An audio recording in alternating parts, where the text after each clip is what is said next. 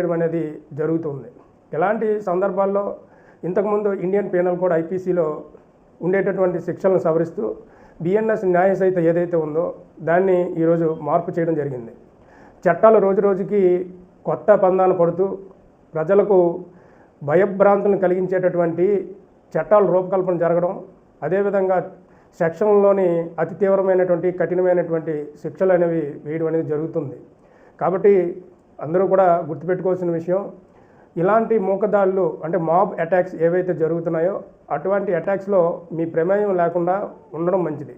కారణం, ఒకసారి మనం కనుక చూసేటప్పుడు ముందుగా మిత్రులందరూ కూడా మన ఈ లా సోషల్ మీడియాని సబ్స్క్రైబ్ చేయండి, షేర్ చేయండి. అదేవిధంగా బెల్ ఐకాన్ ప్రెస్ చేయడం ద్వారా మేము చేసేటటువంటి లీగల్ పరమైనటువంటి అంశాలన్నీ కూడా మీకు నోటిఫికేషన్ రూపంలో అందించబడుతుంది. ఇక ఈరోజు అంశంలో ముఖ్యంగా అసలు భారత న్యాయ సంహితలో ఉండేటటువంటి ఈ మాబ్ అటాక్